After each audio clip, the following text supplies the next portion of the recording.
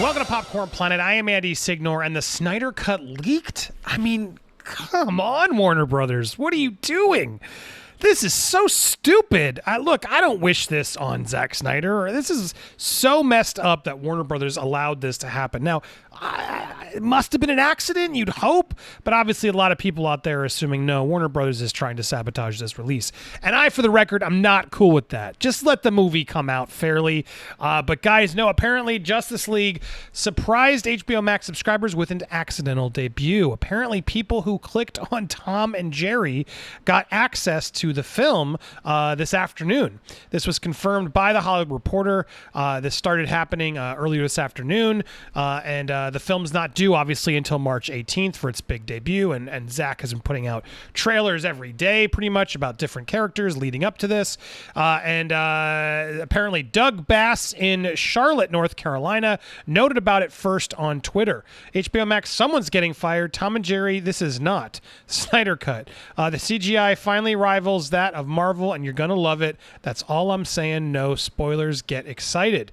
So Doug here was able to start, good for Doug in North Carolina, randomly just start watching the Snyder Cut in his living room because he tried to put on Tom and Jerry. Who would have thought? I think Warner Brothers is trying to goose up the ratings for Tom and Jerry, if anything. But this is officially thing. And so then as this happened, he apparently could only watch an hour of it until someone wised up, or I guess he tweeted about it, which gave it up. I wonder if he could have watched the whole 4-hour movie before anyone wised up, but they cut it off from him before an hour in. Several other users have noted this error. Hollywood Reporter was able to access it via HBO Max when they attempted to play Tom and Jerry. At first, an error appeared, and then Justice League Cut began. When pausing the film, it says you are watching Tom and Jerry. I think he even took a screenshot here. Here it is. Ryan Parker from, first up, that started to play, and he got the same image. It looks like, and then if you paused it, it would say Tom and Jerry was playing. God, man, Warner Brothers, you suck. I mean, this is awful. Look, I know a lot of people are out there just tanking on this movie, and I have my issues with the Snyderverse. I've never shied away from that. But I want this movie to have its due. Let the fans watch the movie. I don't care. They should have an opportunity to get this out. And Zack Snyder absolutely should not be wronged any further just trying to get this movie out. So this is shady. As Hollywood Reporter continues to sort of report here, to make sure I give you guys all the information. I think they're just recapping the amount of time it took, as well as the reshoots, etc. For Bass, seeing it early was a nice surprise. I just wanted to put on Tom and Jerry for background noise while I worked. Instead, I watched an hour of an amazing movie. Well, there you go. That's what a nice little actual accidental PR moment of a random dude in North Carolina got to see an hour of it and go, dude, it's amazing. It's awesome. So there you go. That's a good sign. Let's look at this as a positive viral marketing stunt. Yeah, maybe that's how we spin this. Reps for HBO Max were not immediately available to comment, but someone should be fired, or someone inside is totally trying to tank this. What do you guys think? I'm curious your thoughts down below. Now, I got a second story I want to talk about here because Zack Snyder has been talking all week about this. He's doing a good job marketing his film. He's going everywhere. He's over on Geeks and Gamers now, and he's popping up all over the place. And good on him, man. He's not messing this up. He wants to make sure he gets as many eyeballs as possible. I'm sure if I didn't do those Ray Fisher stories, he may have showed up here. But the reality is he's doing his best to get the word out. And we have finally some cool insight here of the action figures. I didn't realize they already got them made. I guess they've had that. Usually this takes a long time. So they got these out through McFarlane Toys, Snyder Cut official toys. So there's a whole I lose this. This is annoying in there. There's a whole bigger, can I see? There we go. Whole bigger, I can't scroll through. You suck, site. Come on. As we go through, there's Aquaman, there's Batman, Ben Affleck's Batman. Apparently you can sub out the head and put the Ben Affleck head on there. And then you got Cyborg finally gets his due with his own figure.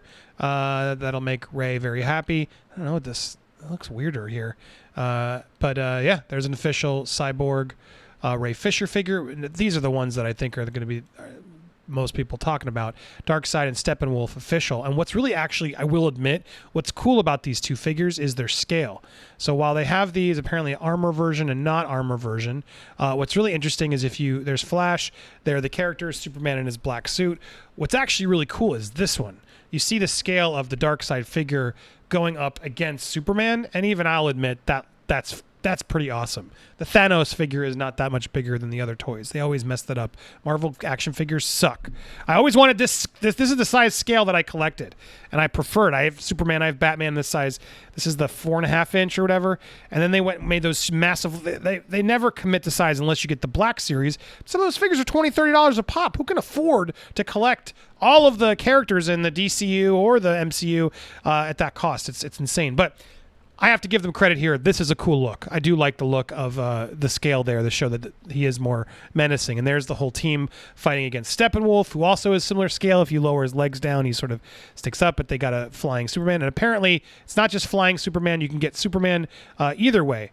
They have both versions of Superman as well as Steppenwolf. Here's more of them fighting, and there's Superman in his traditional suit as well as the black suit, which I think most people, this will probably be a popular figure among Snyder fans. So smart on McFarlane to get in on this too. But there's as I said, Batman without the armor as well. But yeah, look, a lot of people are still going to try and dunk on this movie. But I do think Steppenwolf and Darkseid look better. We didn't really get to see Darkseid before, but Steppenwolf definitely looks better. He looks a little bit more menacing. And to get these figures out is another example of good PR that Zack and team are doing. So here they are recreating that sort of poster out there.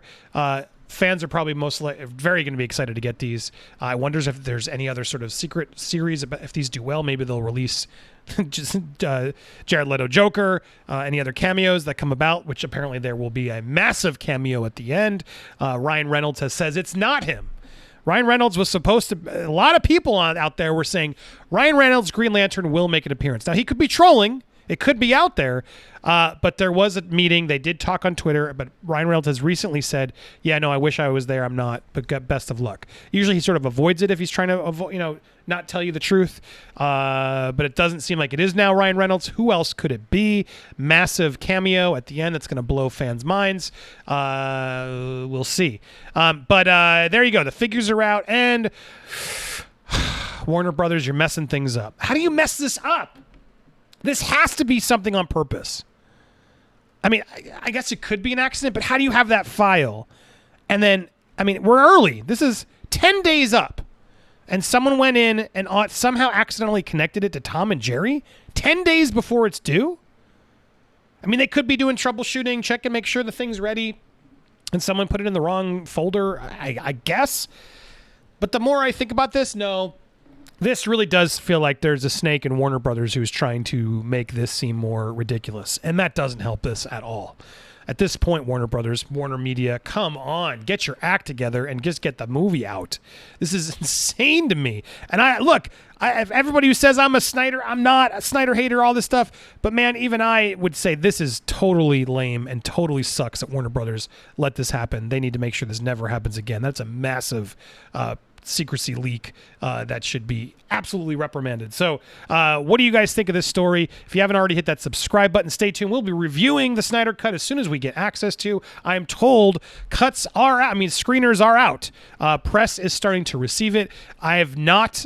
I don't know if I'm on a list. I don't know. Warner Brothers, come on. Are you really censoring which critics get access to this? I hope not. I'm going to be fair. Everyone should be fair. And I hope you give it out the same way you gave out Wonder Woman and other movies as well, because put an embargo on it. We're allowed to review it when we need to review it. But I will keep you updated on whether we get access to it or not. Either way, I am planning to watch it that day of if we don't, so we can review it for you in full, because I know a lot of you want to actually see my reactions. And even my haters, they won't admit it, but they want to come watch my reactions. So I take that as you will. Thank you guys, though, so much for watching. Stay tuned for more here on Popcorn Planet. Hit that subscribe or check out these videos. Appreciate you guys watching. Stay tuned for more.